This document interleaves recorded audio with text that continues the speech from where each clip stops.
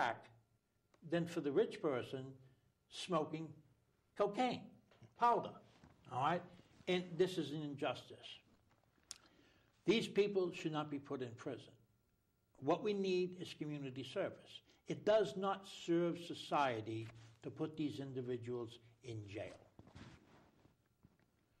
We serve better society by taking these individuals and putting them out into community service. A guy makes a mistake, drunk driving, you put an orange uniform on him and you have him out cleaning the road, not with chains and shackles. You treat him humanely and you make him work for the community. And if he keeps behaving that way, well, we get free services from this guy. We're not spending $34,000 a year, putting him in jail and turning him into a maniac. Let me go back into my history a little bit. In reform school, I went to reform school when I was 13 years old. At worst, I was simply a brat. But once you step into reform schools, it's like stepping on flypaper. You're caught for life. In reform school, I learned how to steal cars, how to operate the shift, how to put the silver paper in and jump the car, how to take the antenna off the car and make a zip gun to fire a .22 bullet.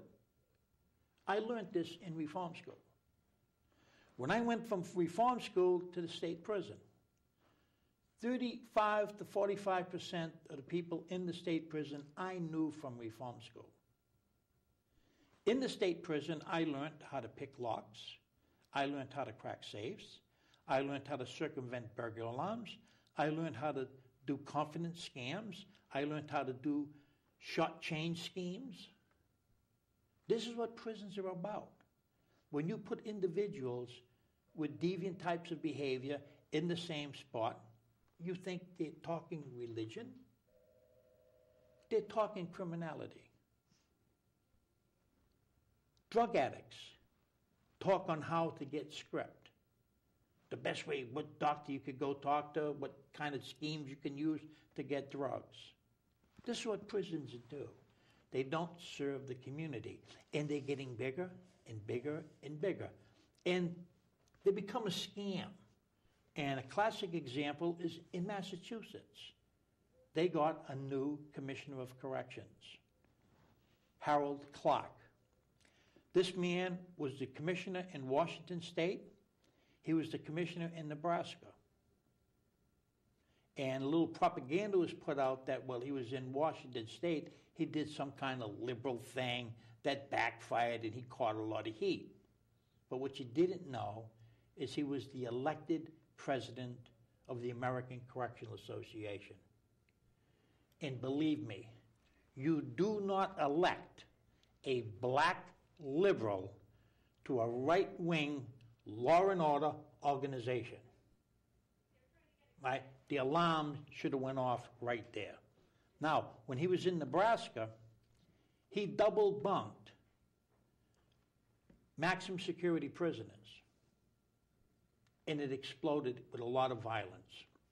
The prisoners sued. And the courts chastised him for doing that. He goes into Massachusetts, and guess what? He double bunks maximum security prisoners, knowing what the consequences are going to be. And you really have to back up and say, hey, what is really going on here? Now, in Massachusetts, there were two maximum security prisons.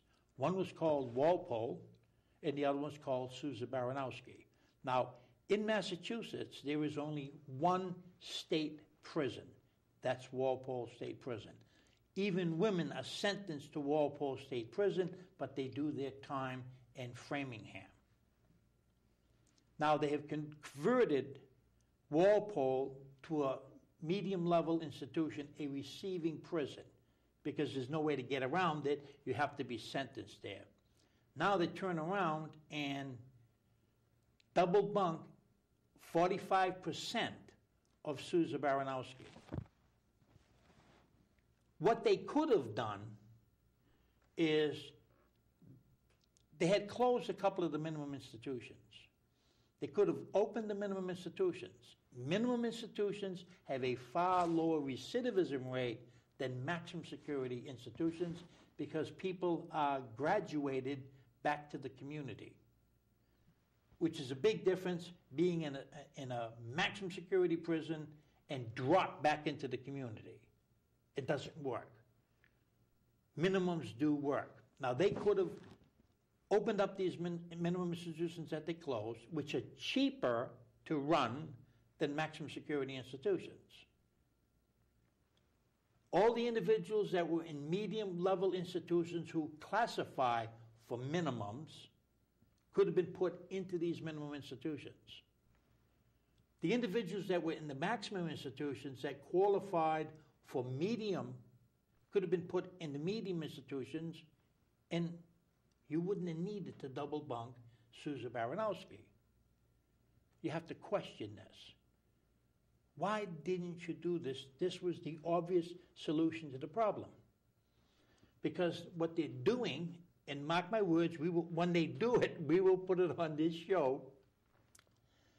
Right now, there is one maximum security prison in the state of Massachusetts that is now 45% over capacity of its design. What does that mean? It means they're going to have to build another maximum security institution. And that's what it's about. It's about the bottom line, the buck. It's ripping the public office off.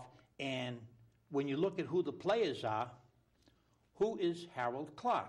Harold Clark is the elected president of the American Correctional Association, which is in bed with the National Institution of Corrections. And this is the problem. This monster has to be taken down. And individuals such as the Critical Resistance 10, these are good people. They're abolitionists, and they're about trying to take down the prison industrial complex. The problem is the vast majority don't have a clue as to who NIC is. And unless you know who and what the enemy is, you're going to lose. We are taking a beating in corrections that has to be stopped and changed. An interesting thing with the National Institution of Corrections, and I'll give you a second to write this down. Technical assistance, comma, information, comma, and training for adult corrections. That's the title. If you go on Google and in capital letters type NIC, you'll come to their home page, and you'll see in the upper right corner a search mode.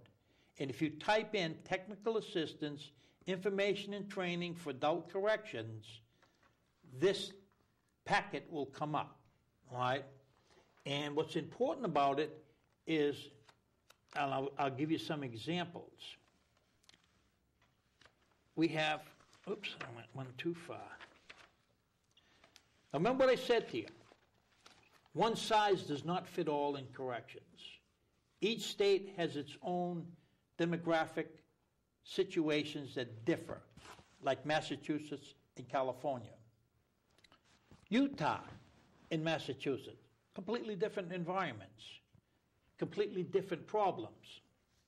New York, completely different situations than Massachusetts and California. Now, when you get this document, on page 31, there's a little title here that says, Inmate Behavior Management. They are dictating what inmate behavior management is. That's the job for the state correctional department to determine, not a federal agency. And the problem is like here, description. This 42-hour program teaches participants the information and skills necessary to develop a formal plan to manage inmate behavior in their respective jails. It presents the 6 components of an inmate behavior management plan as follows. But here's what's important. Who should attend? 3-person teams consisting of the jailer